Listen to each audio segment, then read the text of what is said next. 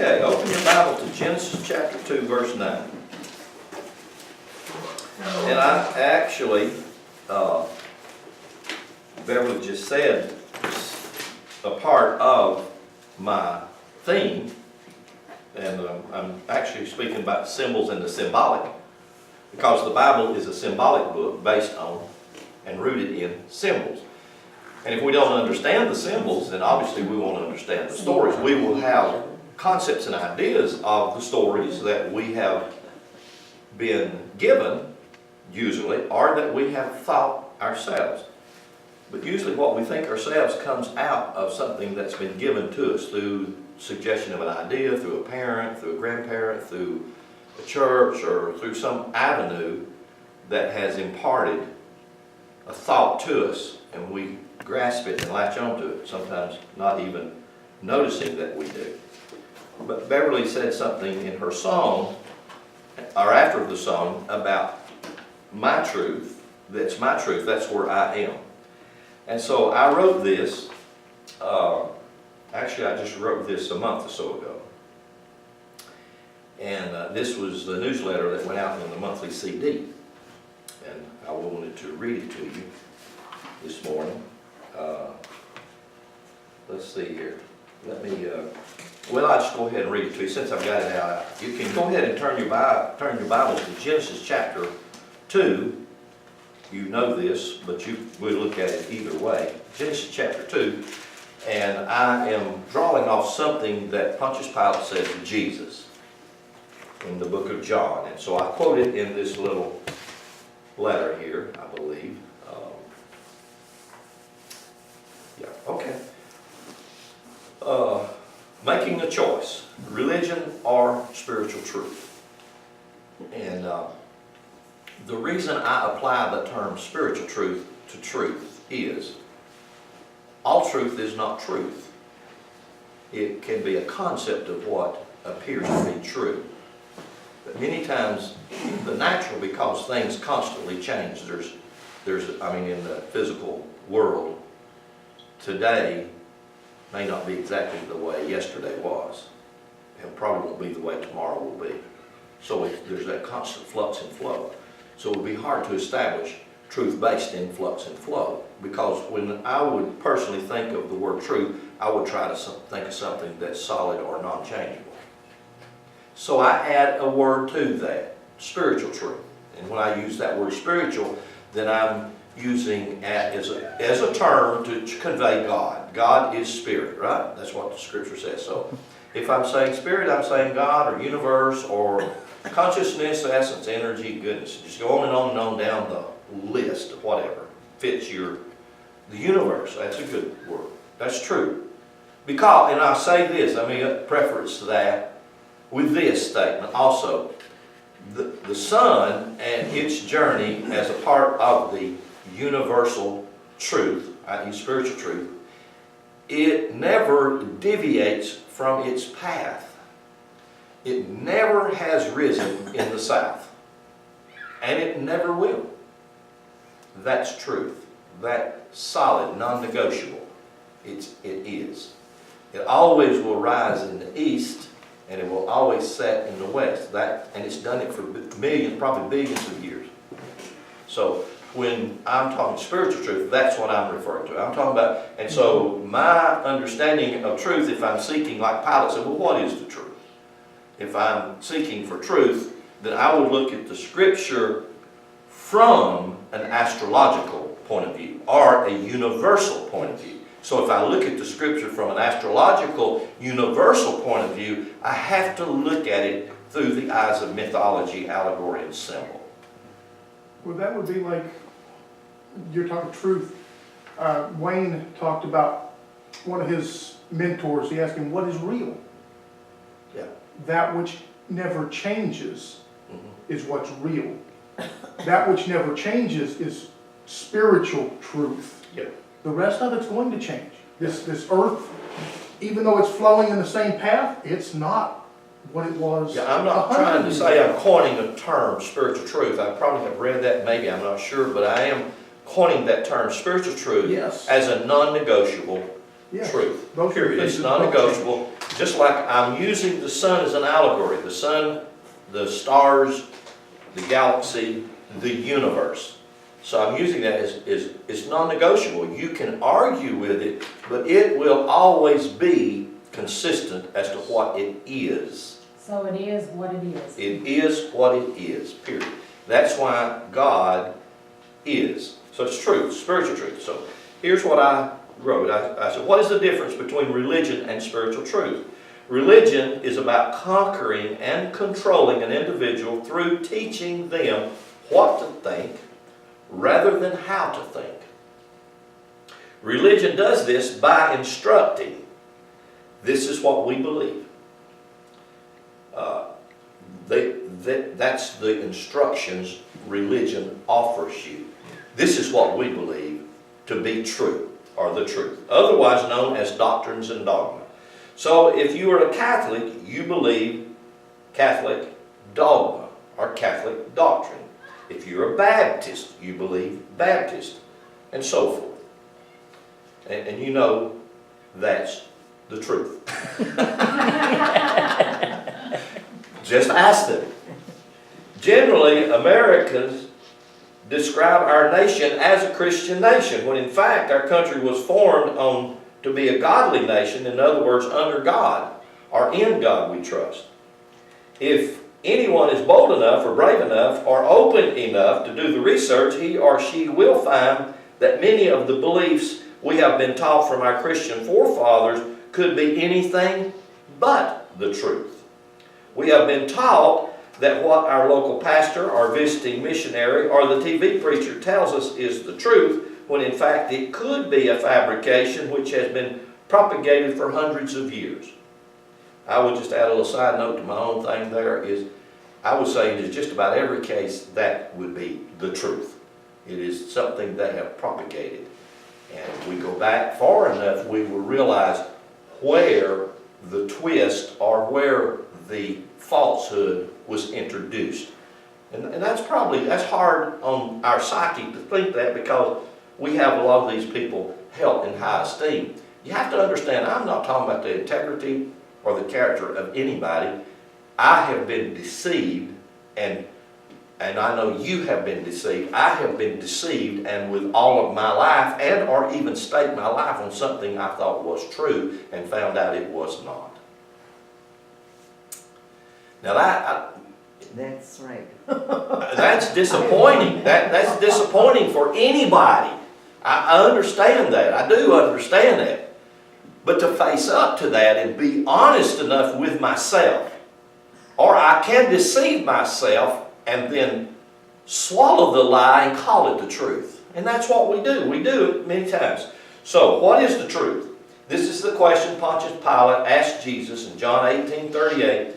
And also the question we should ask ourselves on a constant, or at least on a consistent basis. The word truth defined in the dictionary is conformity to fact or reality, correct opinion, straight, right, something fixed or established. So, according to truth by the dictionary, it could be your opinion, and you call that the truth. Something we get plenty of from the political candidates. I want to use a term to talk about truth, which is spiritual truth. What is spiritual truth? Where is it? How can it be found? According to the ancient teachings, spiritual truth is known as perennial philosophy. I use that word perennial philosophy to just simply say that it's the wisdom that's in nature. When I talk about nature, I'm not just talking about the birds and the bees and the trees and what you see in the earth. I'm talking about the natural phenomenon of the movement of the sun, the moon, the planets, and the stars. That's what I'm talking about when I say nature wisdom. The wisdom that you see, that you can follow, the sun, the moon, the stars, the planetary systems. That's what I'm referring to. That's a wisdom. That's known as nature wisdom. This wisdom is found in nature and it's all around us continually. This wisdom is a transforming power that all humanity innately longs and seeks for. This spiritual truth enables all persons to realize and assess the true sense of their own being. Religion does not offer this, even though it claims to offer the truth. there is a much brighter picture than politics or religion has painted and continues to paint for us to be found in the genuine spiritual truth. Spiritual truth is about teaching you how to think for yourself. Coming back to personal responsibility.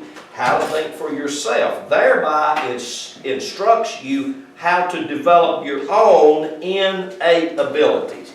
Now that's what the truth is about. It's showing you how to develop your ability. I was going to say there's more of those chairs. You like those little chairs? Good. Okay, you can slide that table out and she can sit over there on it with you. And you'll both have the same. All right, let me read. Spiritual truth is about teaching you how to think for yourself, thereby instructing you in how to develop your own innate abilities and capacities for understanding true wisdom. Learning how to think will aid and support your personal growth and your development. Learning how to think for yourself will also aid in your personal healing, physical, and especially psychologically, as you find yourself taking more responsibility for you and all that touches your world. So if you become a Netflixaholic, it's okay. Or if your space in the behind the steering wheel is neutral, it's okay. Until you are able to see something higher. So you have to understand, it's for freedom you've been set free. And that, you know, if ever we could learn the truth about the Sabbath. The Hebrew word, the Sabbath. The Hebrew word actually means peace and freedom. That's the capstone. If I've got my stick man on the board and I'm going to the 7 yoms or the 7 days of creation, and I put the capstone on the cerebrum or the upper brain, or I'll call it the mind of God or the Christ mind, the mind, period. I would say the mind is established in the Sabbath. Peace and freedom. Now that's a difficult pill to swallow because it hadn't got anything to do with the day of the week. As long as you can nail it down to a day of the week and you go and you try to do homage on that day of the week, you think you did something serviceable to God. And you didn't. You could do that every day of the week. That's one of the reasons Paul said, there is no such day as any special holy day. He said every day is a special holy day. So there you go.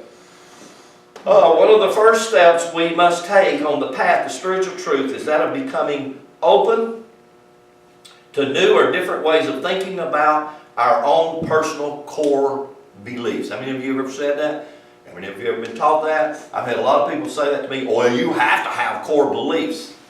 Well, I do have core knowings. I do have things within my gut that I know that they begin to be the core or the foundation, the sunum bonum of who I am. But not a belief. I had rather keep a belief in a loose leaf binder, and therefore I can take it out anytime I want to and get rid of it if I want to, and discard it. Simply because a belief is just a box that you're in. God's not in that box, other than God's in it with you. But God's not limited by that box, by the limitations of, well, this is what we believe. To be open is also to learn to trust that the path will lead and expose us to broader and deeper understanding of wisdom or spiritual truth. Choosing to become open also tends to unshackle your mind from dogma and doctrines which hold your attention and discourage you from peeking outside your box or your boundaries. Openness equals liberty to trust the God voice of spiritual truth that's born within every human being. True wisdom is the principal thing. Above all, seek for it and become wise, and with all of your getting, get understanding. That's Proverbs 4:7. So I read all of that because I wanted to share, or I am sharing, is teaching on symbols and the symbolic. And that, I'm just simply saying that I wanted to try to take the Hebrew symbols, that's what they are, glyphs, are symbols that were dumbed down into words and put into a text. But if you go back far enough, and all you look at is a Hebrew Bible, or the Hebrew Torah, which I have one, you will realize that it is a succession of Hebrew glyphs. I think there's like 256,000, I forget exactly the number, 256,000 individual characters that have been chopped up in different points and places to say, here's what this word means, i.e. in the beginning is the chopped up group of Hebrew characters known as Barashit. And that Hebrew glyph, Barashit, you take those glyphs, Beth, Rash, Aleph, Shin, Tov, you take those glyphs and you chop them up into that particular word. Individually, they have much more powerful meaning through the symbol of it than you do by taking it and making a word out of it. Because all you get out of that is in the beginning. And if that's all you get is in the beginning, that can be controversial. You can say, whose beginning? What beginning? Where beginning? All these kinds of things. If you understand spiritual truth, there is no beginning and there is no end. Simply because is not God eternal without time, days, beginnings, and endings? Is it? Yeah. I think maybe so. Well, that's what you live and move and have your being by. If it wasn't for that eternal aspect that's not limited to time, or in other words, beginnings and endings. So if I were to take that glyph and I broke it down individually by the characters, and I begin to look at it individually by the characters, it would explode within me in a different definition. So I would say, that set of glyphs, instead of saying in the beginning, I would say at my birthing. At that point where I come into the earth, in this incarnation. And then I could begin to take off from there and get a completely different picture than you and I have been drawn. So if you take an ancient Hebrew, the Torah, take the Torah. We'll talk about the Torah some in a little bit. If you take the Torah and you look at it and you realize it's 256, I'm using that number, somebody correct me, I guess they can. And you realize that's just a solid row of successions of glyphs. And scientifically, they actually are studying that real. And today, they get all kinds of stuff when they put that together in a computer and crunch it. All kinds of scientific material is available through that. It's endless. It's endless. So in the beginning is in the beginning of me, or in the beginning of Connie. It's got nothing to do with anybody else. Ain't got nothing to do with 6,000 years ago. It's at your birthing. At your birthing. And then what you have is you have the unfoldment of this design, Genesis 1, 2, and 3, which is the design, number 1, Genesis 1 up to Genesis 2, 4, is the design of the 7 yoms. 7 actually then is the pattern or blueprint of a material creation known as a physical body. And we deducted it into this thing we call days because it's made out of in the night and the day. The night is the Hebrew word, what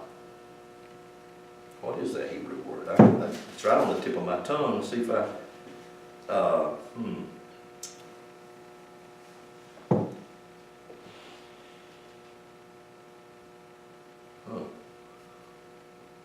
it's right on the tip of my tongue. Actually, it means to fold back.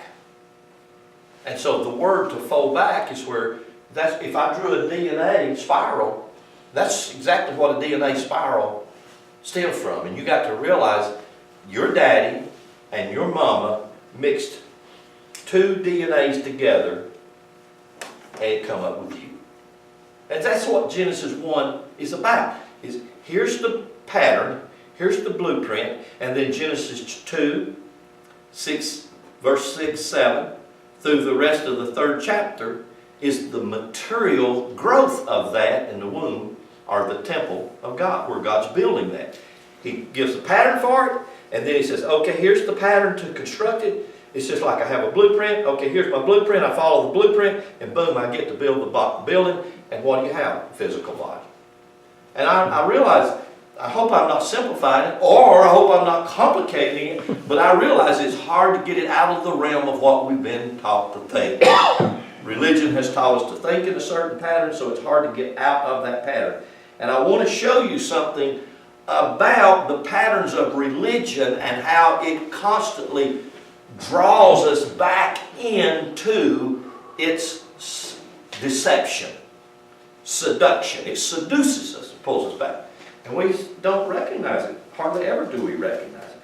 Genesis chapter 2, verse 9. I just want to look at a word, a glip. I'll put the glip on the board here in just a moment. So, Hebrew word, okay, it says, and out of the ground made the Lord God to grow every tree, verse 9, Genesis chapter 2, Hebrews chapter 2, verse 9, Genesis chapter 2, I'm sorry. Genesis chapter 2, verse 9, out of the ground made the Lord God to grow every tree that's pleasant to the sight, good for food, the tree of life, that's che, that's the Hebrew word che, in the middle of the garden, the tree of knowledge, good, that's tov, T-O-W-B, tov in Hebrew, and ra. Now I'll put that glip up here. Let me put that glip ra because it's very important. And this is where we have been given this Hebrew glip.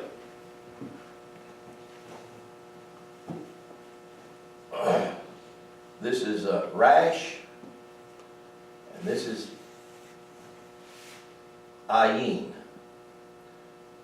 So you can rash and ayin. So you could say R-A. Now that's spelling backwards. So here's how we would do it: R-A. Ra. Now then, that's the tree Ra. Now, if I said Ra, if I'm up here and I'm drawing my stick man, and I divide your brain into right and left, or I divide your brain into male and female, have you had a red flag fly yet? Have you had a red flag fly? If I said right and left, did the red flag fly? If I said male and female, did a red flag fly? No. If I said evil, did a red flag fly? Automatically it did, and you didn't even recognize it. Automatically, you know what happened when I said evil? Automatically, these babies right here, automatically, you know what they thought? Bad. Bad. Automatically. Why?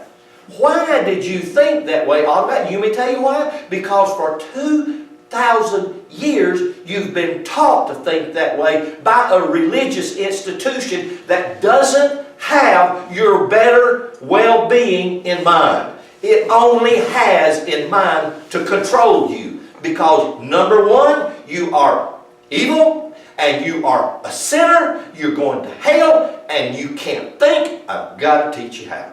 So it has suppressed me for 2,000 years. But you didn't think bad when I said right.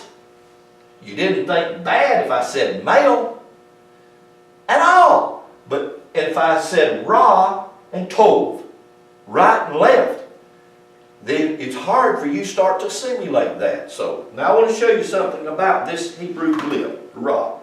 And So just as you were saying that about saying that they were evil and all this, and that they were going to hell and all this, I seen those two over there look at one another.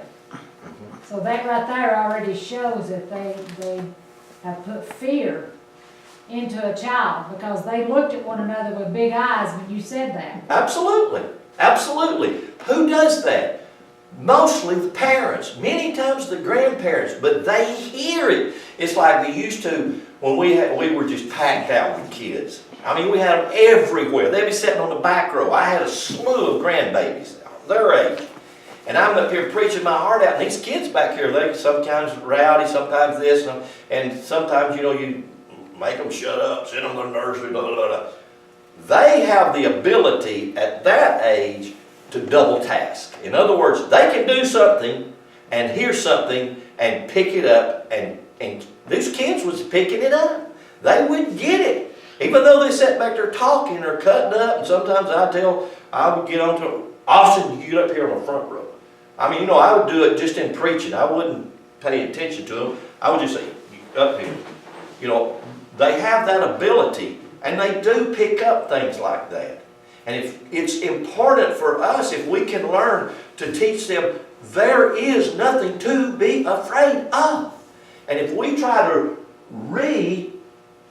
redefine this word by its original definition, do you know what they would call me? A heretic. I'm in error. Why? Because I'm trying to give you the true meaning of this word from its holy characters, which are the glyphs, the Ra, and the Tov. You have to understand any word that starts out with a rash, number one, that word has godly character about it. If I were to tell you how to say the word spirit in Hebrew, I would start out with that glyph, ruach. Most people know that. Starts out with the rash. If I'm talking about redemption, restoration, again, I will start out with this word. There's nothing. If I took this word, ayin, this is the eye of God. This word, in its glyph, our holy character, it has to do with how God sees through you. So if I take that glyph, rash, ayin, and I begin to look at it from its true value, its spiritual truth, not from what they told you, not from a word they defined it. You see what I'm saying? Turn with me to Genesis chapter 38. I'm talking about symbols and the symbolic. That's a symbol. This rash, this Hebrew glyph, it's a symbol. What is a symbol? A symbol is a sign. It's a pointer. What is it doing? It's pointing to something. It's pointing to that is truth. If I I learn to follow the signs will take me on a path. How many of you have ever tried to follow the sign of the rainbow? Because at the end of the rainbow is what? A pot of gold. A pot of gold. Go with me to Genesis chapter 38. Now I'm just going to use the Hebrew word so that when I read a word here that is this Hebrew glyph Ra, I'm just going to read it that way, okay? Genesis chapter 38, verse 12. It says, "And in the process of time, the daughter of Shua, Judah's wife, died. And Judah was comforted and went up unto his sheep shearers to Timnath, he and his Ra." Friend. He and his Ra. Oh, now why don't I stay with the word that we read in Genesis chapter 2? Why don't I say evil there? Do you think your friend is evil? If he is, he's not your friend. That word right there, friend, is the Hebrew word Ra. Same identical word, same identical characters. That you see, if you see that and you realize the rash stands for spirit, you realize the eye, the ayin stands for the eye, you realize the Spirit of God is your friend.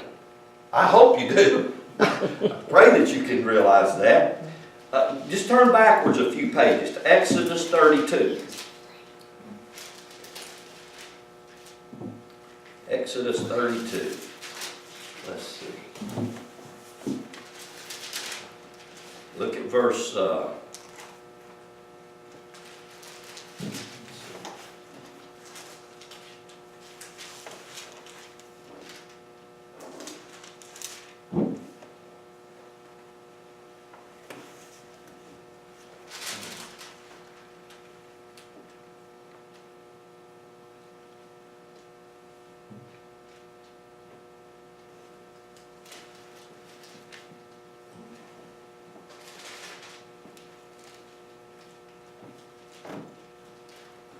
that's not really where I want you to go. I want you to go to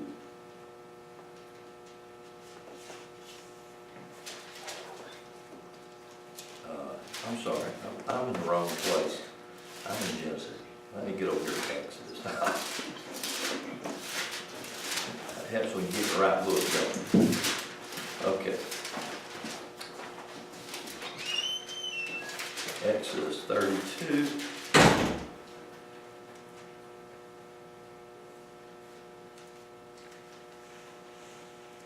Exodus 38.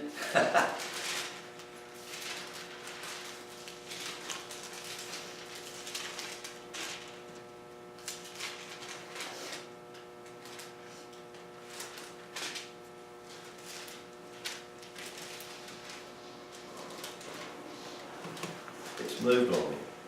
I'm sorry, it moved around on me. Where did that, here we go. Exodus 20, I'm sorry. Exodus 20. Find that place with me, and I want you to see this word. Exodus. And you've all heard this because this one is stuck out on a plaque in the front of many, many people's yards. They do it every 4 years at election time. A lot of people will stick this out in their yard, and they call it the Ten Commandments. So Exodus chapter 20, look at verse 17. Now this is the 10th commandment, by the way. So, I mean, you got to say this is holy. This is the 10th commandment. Verse 17, Exodus 20, verse 17. Thou shalt not covet thy raw's house. Thou shalt not covet thy raw house.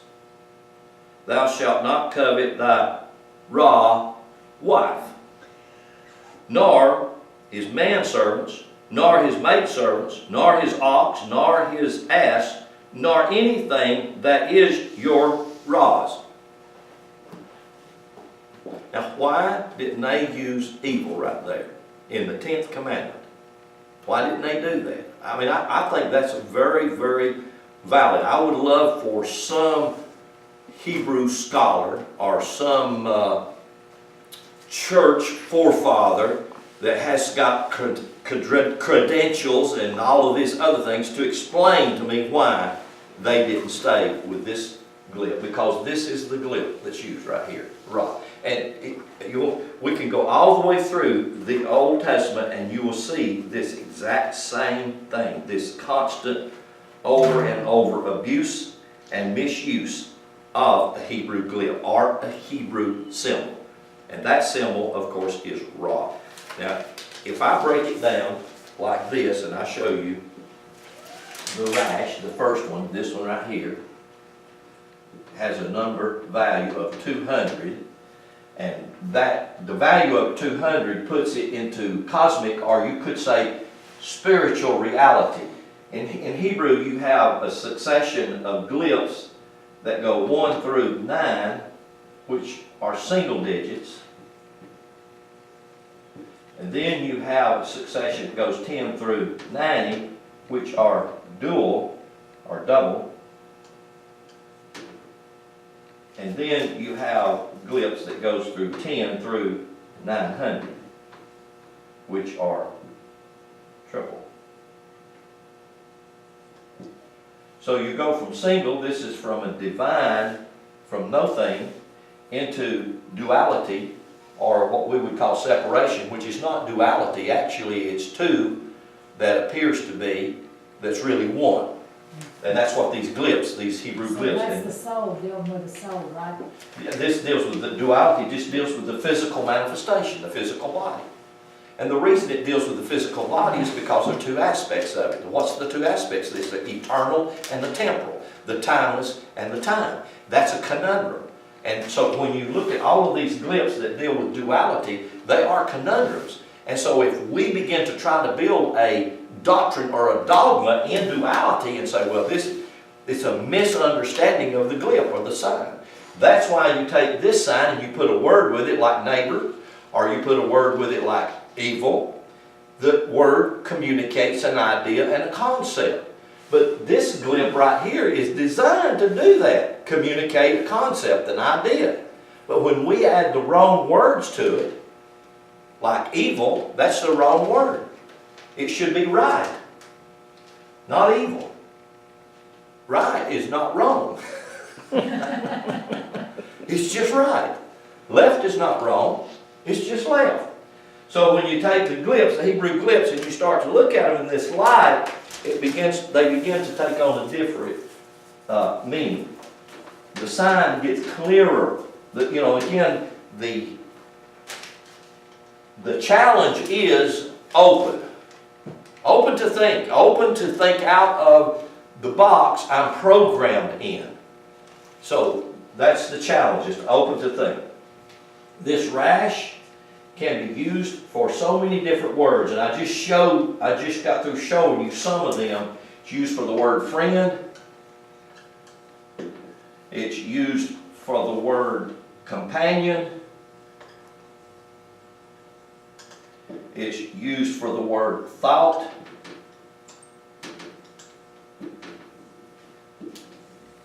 Right brain. Where do your thoughts come from? From your brain. Bingo. That's this Hebrew glyph. This is what's behind this particular glyph. It's also used for the word resurrection, which I just named. It's the word for spirit, which I just named. It also it's used under this glyph. I told you the Hebrew word ruach. And the Hebrew word ruach actually is referring to the connection of the pineal gland. The pineal gland, and the pineal gland looks like this. It's just a little bitty, it has this. It connects to your, if I brought my brain that I have from the neurologist, if I brought my brain, you can see that sandwiched right between the left and the right hemisphere of the brain, right here in the front, is this little bitty gland. It's called the pineal gland. And this pineal gland has two legs, and this is where our letter R comes from. So when you're talking about resurrection, and you're referring to the pineal gland through the ruach, then what you're talking about is opening your third eye. So when you open your third eye, now you begin to ayin, that's the Hebrew word, or the Hebrew glyph, ayin, actually means to see the way God sees. But the way God sees is through you. But you know what? You can interpret it. And if you interpret it different than how God saw it, guess what? God measures it to you the way you interpret it. It's not necessarily the way that God says this is how it can be. You can do this. It's how you begin to interpret your situation. So therefore, words are powerful because you give words and you create things. Did you say that was also the tree of life? This is the tree of life. Yes, It is. in the center of the garden. And then when you look at that Y-looking thing there, it kind of looks like a branch. This is the tree. This is the tree right here. Right there's the tree. That's the trunk of the tree. These are the glands of the tree, the 7 yomes of creation. That's the tree. That's the crown and glory of the tree. The tree of the knowledge of right and left. When you look at that Y and that 7, it looks like a Y and a 7 to me. Okay, you got your Y there. Yeah. It looks to me like that's branches from a tree, and then you got your spirit there, which is your 200. Your spirit going into the branches, so the tree of life. Yeah. Oh, that's how my brain thinks. The Hebrew glyphs are once you begin to start to see them, they're not that complicated. If you don't see them, they get a little complicated because you have the dalit, which is the number 4, and it does look just about like a 7. It has this little lip that comes over the edge. The rash it curves here. It has this curve. The dalit is a 7, and this is a 4. I'm sorry. The dalit is number 4, and actually it means a door. I can see that as being a door. Yeah. So then you have this glyph. All of these and more come under this particular glyph. So when you see this sign, if you can learn to think, when you see this glyph, this sign, if you can learn to think with this idea, You understand what I'm saying? You can't look at it and say, oh, it's evil, it's bad. You see, the whole idea that we have, and we haven't realized it, we haven't recognized, and we still don't realize and don't recognize the depth that religion has sunk us to. It's pulled us, it's put its noose around us, and we don't recognize it. And that's so hard. The way to begin to recognize it is open your mind. With an open mind, you begin to see, you begin to think. So, and then we come to this glyph, the ayin. Again, holy character, number 70. And let me show you something about this character, because it has 200, 2. This is the Beth, or the Hebrew Ba'ith. This glyph looks like this. Beth, or Ba'ith. Veth, you can say it two different ways. You can say it with a B sound, or you can say it with a V. Either way. Both ways. B or V. Beth or Veth. Va'ith. And so when you talk about Beth, this glyph right here equals number 2. That means that it has to do with materiality, manifestation, house. You know, isn't that what we call it? When you say Beth, like B-E-T-H, what do you think of? Most people think, if you say Beth Hannah or Bethlehem or any of the Beth words, you think of house, right? And that's exactly what it means. House, that's what it's talking about. This is talking about container. So the word actually, Beth, actually equals the word, simplest word you can use is container. Is a tree a container? Yes. Yes. What is it a container? Well, you can say it's a container of sap, or you could say it's a container of life force. Is a dog a container? Yeah. Is a human being a container? Yes. That's how I associate it with us, is the upper and the lower there's 2, like the upper and the lower. So that's where Beth, which that symbol there looks like a front porch, an overhanging, and this porch that you stand on that's attached to a house. So that's how when I look at that, I remember that is always Beth, because it looks like a porch. That's right. That's how the glyph is supposed to be.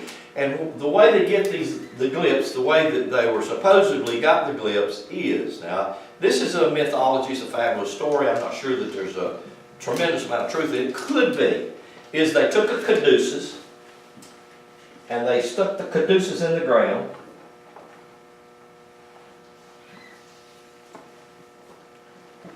They stuck the caduceus in the ground, and every time the sun dial, the caduceus is the dial, and every time the sun moved up on its notch, it would project a shadow Wow. from the caduceus. The caduceus is the symbol of the life force. So that the sun, through the shadow, would project, and that's what it would project. These were the symbols of the sun energy, life force. So that when you see these glyphs, then you begin to connect them to the definition or the meanings of their life force. You follow that? Yes. And I realize that it probably, if you first look at it, you think, whoa, that's awful complicated. Really, it's not. It's really not. Once you realize it's natural. It's just natural. It's normal. So when you see the ayin 70, I'll back up here. Let me back up to the glyph, the Beth. The reason I'm coming back to this, Beth, container, house, it means place of birthing. The house is the place of birthing. So what is your physical body? It is the temple. It's the house. It's the tabernacle God lives in. It's the place God births through. And so God, as energy, force, power, creativity, God uses the vehicle of the physical body to birth all kinds of stuff in the earth. Much of it's chaotic. Is it the power's fault? Or is it anybody? It's not a matter of fault. It's a matter of energy flowing through a certain channel. And if the channel is designed to give it a certain twist or a certain swirl, it'll manifest that way. And guess what? You and I, we are the ones that that designed the channel it flows through. So if I flow, it flowing through me, and I'm creating a lot of corrupt, wicked, bad, trying to stay away from using the word evil, but that's how you would use that word. It wasn't God. God created evil, right? Isaiah 43. He created light. He created evil. If you got to sit and think about it, that's not bad. Evil has to be bad, Brother Lee. Maybe our usage of it is. Yeah, maybe the way we have been taught to use it. But maybe if I'm using it this way, if I'm using it like it's originally intended through these glyphs, you've got to realize what I'm saying is about your neighbor. I'm not saying something bad about your neighbor. I'm not saying your neighbor is evil. You follow what I'm saying? You got that? Yeah, I'm not saying. You know, this word actually can also be used as your lover. And I hope that you don't think your lover is evil. Pun intended. You can laugh. Also, it's intuitive. So I hope you don't think that it also is thought. Again, thought. Thought. Right brain. Where does thought come from? It comes from the light, the entrance of thy word. The entrance of thy word, thy thought brings light. So when I take this Hebrew glyph Beth, house of birthing, creativity, and then I add the double zero to it, then I give it that eternal aspect. So now it has cosmic or spiritual aspect about it. Then when I come down to the word, or the glyph Ayin 70, 7 is referring to completion or totality. And then I add the other zero, I put it in the physical dimension. So now the Ayin is in the physical. That's why you have two eyes on your body instead of one. Because of the two glyphs and the duality. Represents not duality. And how many of you ever seen somebody that call them gouch-eyed? What? Gouch-eyed? No. Cross-eyed. Cross-eyed. You've seen them. Cross-eyed, gouch-eyed. You know, and you look at them, you're trying to figure out which one am I looking at? Which way do I look at? Yes, when I don't wear my glasses, I get that way. And that's okay. Yeah. So, okay, let me move on here. I've gotten really hung up here on this further than I wanted to anyway. Y'all get the idea? You get the drift that I'm saying is that if you read the Bible at face value, and you read all of these, in other words, if you read the 10 Commandments at face value, you would look at it and you would say that your neighbor, and you wouldn't call your neighbor evil in this comparison right here, but it's the same exact Hebrew word, ra. Same glyph. And you know, of course, you can look it up in your own. I do encourage people to look it up in their own dictionary or whatever they can get. If you can get a Hebrew concordance or a Hebrew Bible, look at it for yourself and you see, oh, okay, wow, I wonder why they did that. Okay. Hebrews, go with me to the book of Hebrews, chapter 8. Let's jump over there real quick so I can get on past this. Hebrews chapter 8.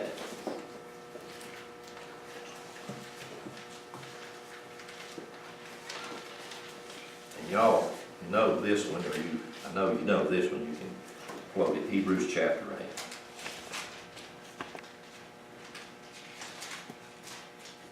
8. Everybody can quote this one. Hebrews chapter 8.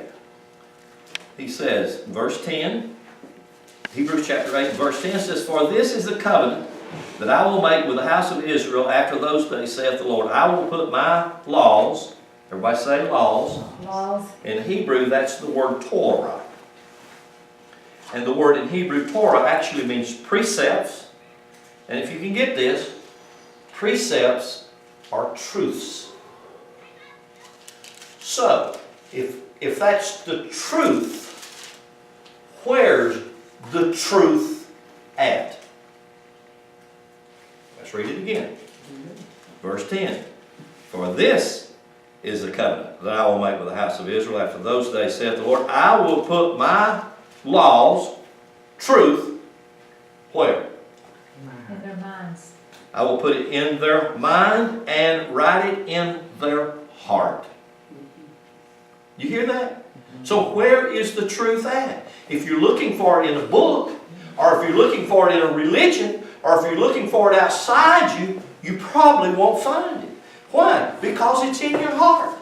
It's already there. It's that's within you that if you get attuned to it, you begin to fine-tune your thinking to it, you'll recognize it constantly all the time. I do. I'm beginning to do it more and more. I'm beginning to look and listen and see people who I highly respect, I love them, and all of a sudden I start to see some things they're saying and I realize, oh, that they don't even realize that. I didn't even realize that. That has its root in religion 1,800 years ago or 1,700 years ago.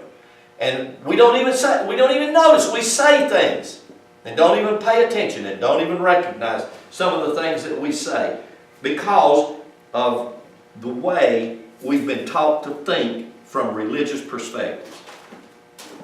I want to read you something from my favorite author, Alvin Boyd Kuhn. This is called The Shadow of the Third Century. Phenomenal book. Phenomenal book. And I want to read you some things out of this book. Page 61 in this book, if y'all had your Alvin Boyd Kuhn Bible. Bottom paragraph that says, "But there will be no profit in the study of ancient religious books. They simply will not yield their meaning until their construction on a basis determined by the esoteric principle." Everybody say esoteric? Esoteric. I had a guy that sent me a Facebook or an email, I'm not sure which one it was, and he said, he was condemning the fact that I was saying or using the term esoteric. And I thought, wow, how shallow-minded or how far off could anybody be? If it's simple, anybody can look up the word esoteric. Actually, this means inward. And it deals with truth that's inward. And what did we just read in Hebrews? Hebrews said the truth is in you. That would be esoteric. So if I learn to go esoteric, that means within. That means to seek within your being. In other words, the truth is hid esoterically, or in other words, it's hid within these symbols. So how am I going to find what these symbols, the glyph of Ra, if I don't go in it? And if I go in it, then I've got to find the Hebrew definition of it. That's how I would define any word, in Hebrew especially. So again, let me read this to you. "There will be no profit in the study of ancient religious books. They simply will not yield their meaning until their construction on a basis determined by esoteric principles is given full consideration in its rendering."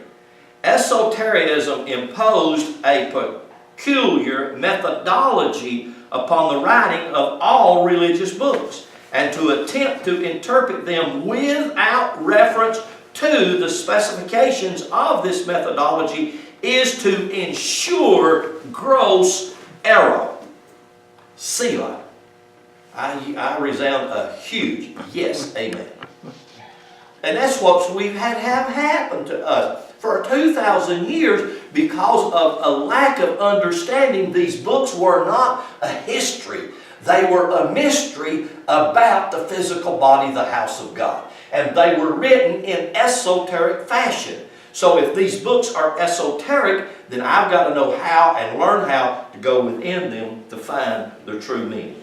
Let me read you something else that he said here. And actually, all he's doing here is he's quoting from this guy, Godfrey Higgins, the Anacalypsis. Oh, how it does that? When you bent down, I guess you. I did it. So here, Alvin Boyd Kuhn is quoting from Godfrey Higgins. This is called the Anacalypsis, and this book was written in 1832. Let me see here. 1836. This book was written in 1836. This is just only half of it. There's actually 2 volumes of this book. He wrote this and this is called the Anacalypsis. It's an attempt to draw aside the veil. That's what I'm doing here. I'm pulling the veil back. It's an attempt to draw aside the veil of the Saitic Isis, or an inquiry into the origin of languages, nations, and religions. It's a powerful little book right here. So here, and I'll read you, I want to read you a quote from that book. He says, after, this is from Godfrey Higgins, this is Anaclypsis, and this is on page 616 of this book. This particular volume, there's 2 volumes of this. This one's got about 800 pages in it, I think. Let's see. 844 on that book. This is on page 616 in that book of the Anaclypsis. It says, after giving the subject all the consideration in my power and a diligent examination of ancient documents for many years, I have become quite convinced that almost all the ancient histories were written for the sole purpose of recording a myth, which it was desired to transmit to posterity, but yet to conceal from all but the initiated. Did you hear what that said? That said that it's written in a mythos because it's hidden mysteries. And it's hidden, many of them, they use this term, they use the term gross, talking about the masses, or they use another term, let's see, I don't know if he used it.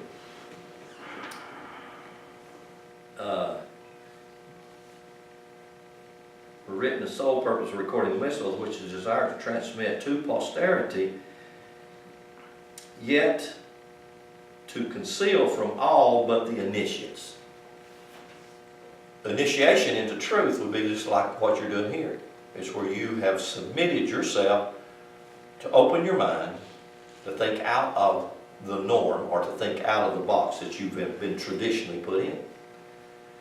So the traditions of the countries were made subservient to this purpose without any suspicion of fraud, and we only give them the appearance of fraud when we confound them with history.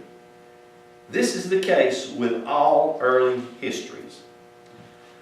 They were all anciently composed, or if written, they were written in verse for the sake of correct retention by the memory and set to music for the same reason. They were all the same nature as the Iliad and the Aeneid. The most ancient of the ancients had nothing of nature or real history. Real history was not the object of their writing. And then he says this, I'll close here in just a second with the, says almost every part of Genesis is enigmatically a parable. The system of concealment and of teaching by parable is the most marked characteristic of any spiritual teaching. I suspect that there is not a sentence in Genesis which is not consistent with good sense if its true meaning could be discovered. I would agree completely. Not a sentence that's not consistent with simple reasoning. So a talking snake is not reasonable, folks. It just don't do it. A tree that has an apple in it that when you eat it will condemn you forever. Oh, no, back up. Let me back up. You hadn't even eaten that tree. She did, and because she did, you catch the rub for it. That doesn't make good sense.